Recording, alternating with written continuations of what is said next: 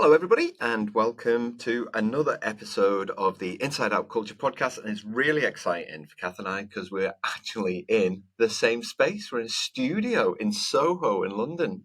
It is a real culture shock for Yeah, us, it I is. think. Normally we're recording literally continents apart, oceans apart. So it's usually about 6:30 a.m. for you and 9:30 p.m. for me. So we're in the same time zone, in the same place, a few feet apart. So yeah, And we're really using exciting. proper microphones, which means that we have no concept of how everything that we do will impact on that and how it will pick it up. So you'll hear chairs moving, you'll hear us shuffling It's a bit of about. an adventure tech-wise, which I think actually you've been leading the way on this morning. I'm grateful for that. But yeah, it's great.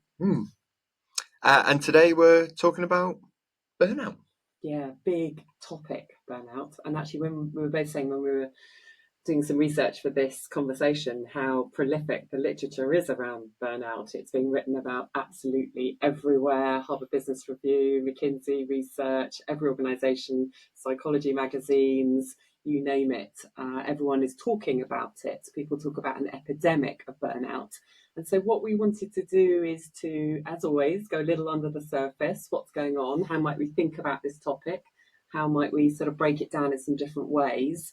And also give you some helpful pointers to be thinking about your workplaces. So let's start off, Colin, thinking about, how would you situate this topic? What are maybe the key signs of burnout? Should we start there? Yeah, it's probably a good place to start is how do you know if you're burned out or just really, really tired? Burnout, so I did some research on what the key signs of burnout are. The first one is exhaustion. Exhaustion is a word that we use a lot, but exhaustion is when you feel physically and emotionally drained, even after a good night's sleep. You know that feeling when you get up in the morning and there's just nothing left in the tank, where you feel you have to force yourself just to even get in the shower. And I know myself, having suffered from burnout, just getting into the shower is an effort. So that's the first sign. Second is a lack of motivation. So you really lose interest in your work and in your personal life. You're constantly having to tell yourself to, come on, you can do this. Things that you used to be excited about, you're just no longer excited about. The third thing, and I noticed this in myself particularly, is that I suddenly become skeptical or cynical. So quite negative. That's a real key sign of burnout for me, is that's just not who I am as an individual. All of a sudden I'm thinking negatively about stuff, and you start to withdraw and people are asking you, are you okay? And fundamentally, you know you're okay, but you can't, and you probably say you're okay, but it doesn't feel right. The fourth one is irritability, which just the little things that just start to really irk you and really bug you, and you feel that feeling of fear, anger and hostility, and then the last one is health issues, and this is the big one, particularly for sustained burnout, is it can really manifest itself physically. Headaches, migraines, stomach issues, irritable bowel syndrome is always linked to burnout. Muscle tension, you feel like you need a massage every single day. Changes in appetite, and obviously a lack of sleep. So they're just some of the signs. And the other thing that I read, Kath, when I was doing the research, is what medical professionals say is it takes 6 weeks of rest to really overcome extreme burnout, which is why we probably struggle with it. And who can take 6 weeks off? Yeah. The whole concept of that feels both beautiful and frightening. Yeah, that's right. Yeah. So it's one of those things that we are seeing so much more, and there are a whole load of reasons why. So it can be partly, as you can tell from those signs that you read out, it can be partly things in our own mind. So the way we're driving ourselves, the way we are focusing, the goals we're giving ourselves. But there's also lots of social factors. So in the environment around us, of course, the overload we get from technology, from our phones being on the whole time and piling our brains with tons of information. There's a sense of demands from companies wanting to speed up work and putting pressure, and there's a short-termism trends that push us in that direction. There's a sense of, perhaps some of our organisations not caring about us as people, but really just seeing us as machines churning stuff out, that starts to, again, leave us in a space of why am I doing all this work and I'm working ever harder. And there's an isolation, and that's something that I think we all experienced in different ways during the pandemic, that really showed us how a lack of connection to others can leave us, bewildered and feeling quickly, at a loss. So there are lots of things changing, both in the way we all think and live in the modern society, and there are lots of things in the environment around us that are leading us in this direction. So it's quite hard to find a pathway through all of those. What would you say you mentioned there your own experiences of burnout, what were the things that led to that for you? I think some of it was choice, Kath, is I overworked. I felt like I had to be doing things, and unfortunately, I have one of those personalities where I feel like I have to always be on the go. If my wife listens to this podcast, she'll be like, "Oh yeah, he's that guy." Where always have to be doing, always have to be writing, always have to be researching. But actually, in my, when I was an employee, the need for almost to make sure that I was conforming to the culture that existed. One of back-to-back meetings where I had no time for my job, and you know, I was then choosing to work at the evening and at weekend. And I think one of the ways that I coped with that is then to say, well, I don't have to conform to those things. And that was a almost a light bulb moment for me in the kind of around about 2008. Feels like a long time ago, 16 years ago now. But for me, that's when it changed, because all of a sudden I'm like, oh, wait a minute, I don't have to conform to some of these things. And I think that's a trap that many people find themselves in, is that they conform to cultural norms because they feel a sense of rejection. They feel that it'll be seen as they're not part of the team. Maybe there's an expectation from managers, and I still do think that some organisations put undue influence on people to conform to ridiculous cultural norms, particularly around kind of the time that they spend doing things, and there's never a time for a break, which is probably something that you've seen as well in the sporting world, Kath. Yeah, hugely. And I think, I mean, in one way, sport shows us that you can't have performance without recovery. It's such a crucial part of the sort of human cycle, the human ability to achieve. And so I always think you wouldn't cut recovery typically, although some sports environments do get pretty close to that at times in the desperation to get the next result. But this principle of recovery is one that we've lost in life, in work. Who talks about when are we going to recover as a team, and how are we going to recover in order to do even better in the next project? So I think that concept is one that we need to re-educate ourselves about. Remember, plan, involve. It is part of how we can function at our best, and certainly if we want to sustain the work that we do. It was interesting, the World Health Organization has added it into its international classification of diseases, and says that chronic workplace stress, it's about chronic workplace stress that has not been successfully managed. So it is very much something that we need to think about for ourselves, but we also can't take it out of that context of how we're being managed. And I'm just not sure that line managers necessarily see things through this lens always. We tend to focus on the tasks. So my job is to make sure my team delivers X number of tasks and hits X number of objectives, rather than actually my job is to make sure that my team are healthy, that they're able to work, that they are recovering in order to complete the next set of objectives and the set of objectives after that, rather than, oh my God, we've just got to get through this month's objectives. So I think there's a huge piece around needing to reshape what we think good line management is about, and how we might train line managers. I actually hate that word, line managers, but anyway, it's the one we still use. I mean, as if we're managing lines, where the people in all this, and that indicates the sort of lack of humanization of our environments, and that's very much been part of the increase in burnout, I think. And coming back to that sports piece, for me, when I experienced it was when I was just being turned into a rowing machine where I couldn't be human. I couldn't have an off day, because you can't have an off day on the Olympics. You're not allowed to have an off day. So you're not allowed to say when you're not feeling great, when you need a bit of help, when you're struggling.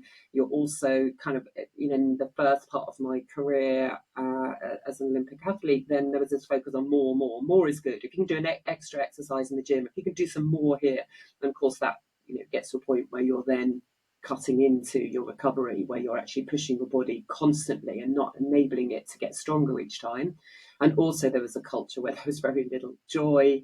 It was, you were only as valuable as your results, and so then I kind of found myself after a really poor performance in the Sydney Olympics, just feeling really destroyed, burnt out from the experience of 4 years of trying to train harder all the time and actually not even being able to deliver, my best performance at the end of it. So yeah, I think about it quite a lot on a personal level, and in terms of how to help organizations that have got into sort of such a cycle of being trapped into asking for more, more, more all the time.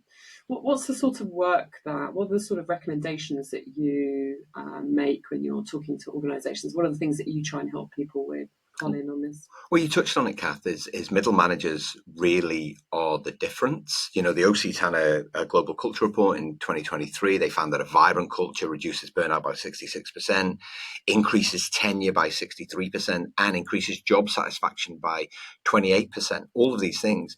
And a big part of that is actually being able to be your best, most productive self in the office. And middle managers really create the foundation for that. And so we need to teach them not only how to build great culture, but also how to make sure that everyone isn't feeling completely spent. Even halfway through the day, the global leadership forecast last year, burnout rates are increasing. Yeah. 72% of people who were surveyed felt used up by the end of the day. That's almost 3/4 of employees. And that's an increase of 12% in just 3 years. But only 15% of leaders feel prepared to prevent employee burnout, which goes back to that, really teaching managers, certainly for me, the programs that I run talk very much about the importance of making sure that people have time in their day to do their work and have time in their day to stop and have a break.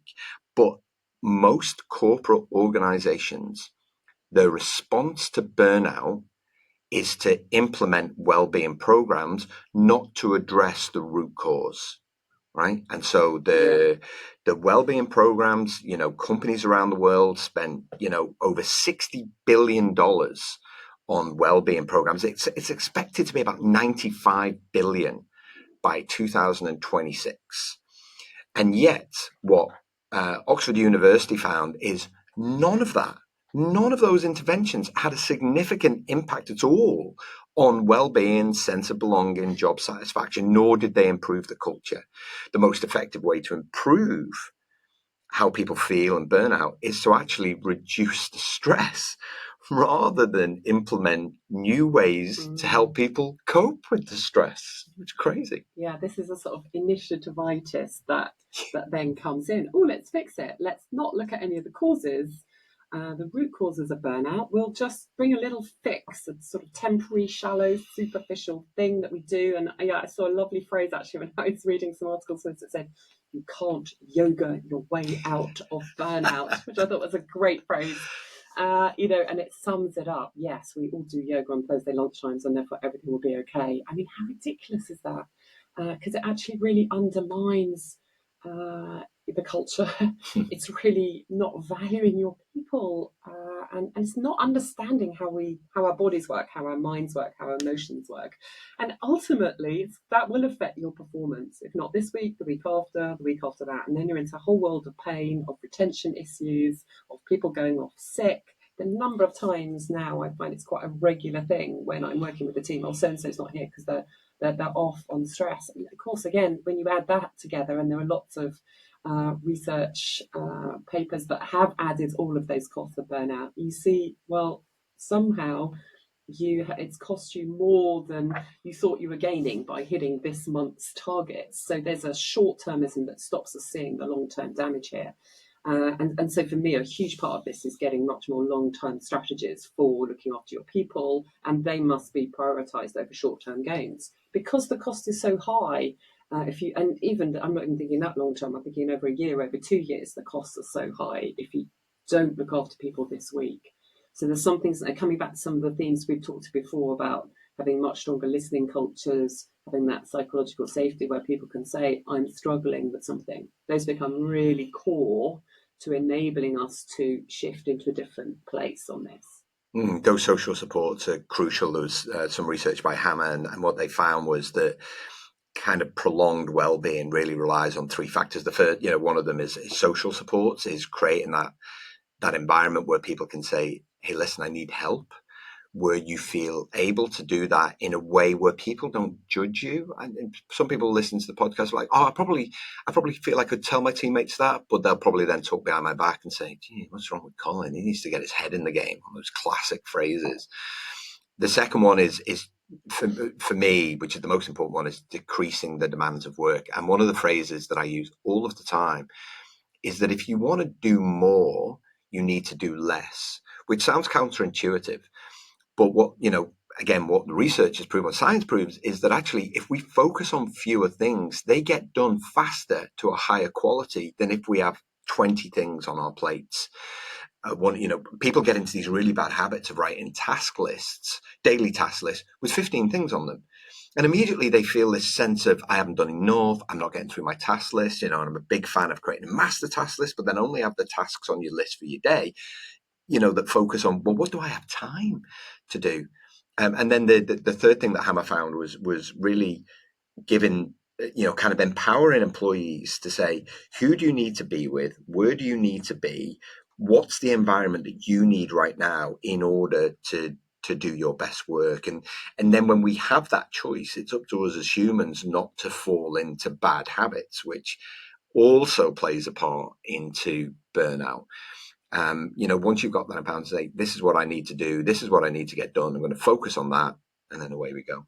Yeah, and of course, part of those bad habits is not being able to switch off. And you mentioned it there, and I'm guilty as well. I've been quite an obsessive personality who always wants to read another book and write another article, and I've always got these things swirling around my head, and there is then no switch off point. I have lost the habit of switching off, which would help me to recover. And I think that's something that you can get away with it. There's almost the bravado of, I never switch off. And that is so damaging for any of us as individuals, but also as teams, as workplaces, for us to have that sort of, you can always catch me, I'll always respond really quickly. And actually over time, we're decreasing our capacity. So I love that message of less is more. And it reminds me of some of the brilliant work that I think is really starting to come into the mainstream more from Cal Newport, who's written some great books around digital minimalism, the concept of deep work, and his latest one is called Slow Productivity. So he's leaning into challenging all of the myths that we have, that you've got to go faster and harder and do more all the time. And as you say, the way to do much higher quality work is to do less things much better. So that means you're paring back your to-do list. You're also thinking about when you do things. So first thing in the morning, when you're often freshest and have got the biggest capacity for thinking, then you don't sit on your inbox for an hour, which will just drain you and then leave you in a sort of short-term headspace of pinging things back and forth. You actually sit down and do kind of something where you make much more meaningful progress. And I think that people are looking towards how the hell do we get out of what we're doing, and what does good now look for? And I think he offers lots of tips, although they feel really challenging to the way now we've set our organisations up. Yeah, there's the 3 books that I read that changed the way that it changed my relationship with technology. So I read The 4-Hour Workweek by Tim Ferriss, which has got some really great stuff in there. I read Stolen Focus by Johan Hari, and I read, but then kind of slightly, and there was a Christmas book, one of those big thick books. I read The Age of Surveillance Capitalism by Harvard Business School professor Shoshana Zuboff, which talked about how technology companies are, I don't want to say stealing, or using the information that we provide them with for all manner of just nefarious activities. So anyway, those 3 books really changed my relationship with the thing in my pocket. And it's funny, I was on the tube this morning, and I would say at least 80% of the people were just staring at the device. There was one guy reading a book, and I was like, love that. I haven't seen that so long. But we've lost that ability almost to just switch off, to stop. And one guy was watching just Instagram video, and I watched him just scrolling, scroll. It wasn't even You weren't even reading what was there. Yeah, It's clearly one of those little bad habits that yeah. we've got. And that thing is then just becomes a distraction for the thing that you actually need to do. Yeah, and the Mm. thing you probably want to do more because it often leaves you feeling really dissatisfied. Yeah. Again, it's really sort of chewing our brains up doing this sort of thing. And yeah, reading is a really lovely way of switching off and slowing down your brain, but actually slowing it down in order to be able to think more deeply, more impactfully. And particularly if we're in roles where we need to collaborate, so we need to relate to others, connect, think, take on board other perspectives, feed them into our own, and where we need to be innovating, thinking differently, then an overloaded brain cannot think in a fresh way. And then that means we're actually limiting performance. We're creating workplaces where we just churn out what we've always done. And what you see then is the performance levels actually start to crater. Of course, disengagement quickly drops off. And again, Gallup surveys show us continually the decreasing levels of engagement in the company. So none of this is actually helping this desperate performance that we're chasing, and we're ending up sort of paradoxically getting further away from performance, even though we're pushing all these bad habits and kind of overloaded working ways in terms of because it's important for performance. So there's a need to massively step back, and that requires leaders actually to give the space to help people do good work, deep work, meaningful work. And that's something that isn't on their to-do list because they've got so many other things that they've got to get done. But if we're not having that role model from the top and given permission and proactively supported, then it's really tough for people in the middle of an organization to change those habits. So, people who are managers of teams, people who are leaders in organizations, it's really important. This is a huge responsibility you have to help ensure that your colleagues don't get burnt out. Yeah, and we should probably kind of finish with, well, what can employers do? And you're absolutely right. It's on leaders. Toby Lutker, who's the CEO of Shopify, he copped a bit of flack on Twitter in 2019 by basically saying, "Listen, I don't overwork. At the end of the day, that's it. I'm done at 5:30. I am done." And he said there are only 5 creative hours in everybody's day, and he was Mm, happy if only 4 of those were spent on Shopify activities. And you only have to look at Shopify's number to say, you know what, they might be onto something there. So I think leaders, brilliant. you have to demonstrate what good looks like. You have to address the root cause issues. No, wait a minute. Don't forget well-being programs. Make sure you've got some kind of things in place to help people. Absolutely. But your employees will thank you more for less meetings in a corporate world. They'd thank you more for less emails. They'll thank you more for providing them with time to sit and think. But then employees, you've got to use that time to sit and think. You can't just, take your phone to the bathroom and scroll on your Instagram feed. So, yes, we want corporates and we want all kinds of organizations to really think about, well, what are those root causes of burnout? How do we address those?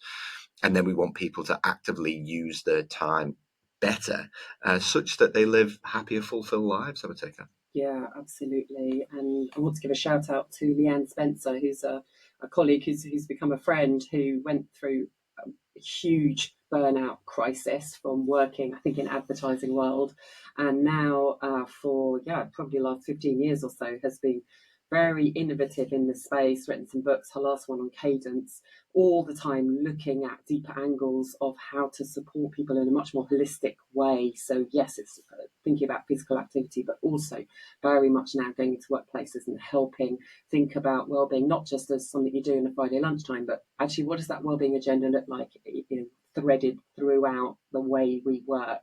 So I love her work, and we'll give the link to her website there. But it's time for us to think about what we're going to leave you with in terms of what can you do, what to get curious about, and what to uncover.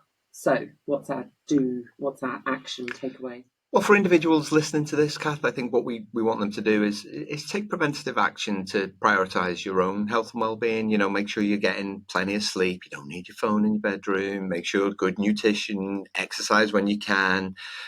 Regardless of what your workload is, try your best to have some good balance and plan your day. Yeah, be proactive.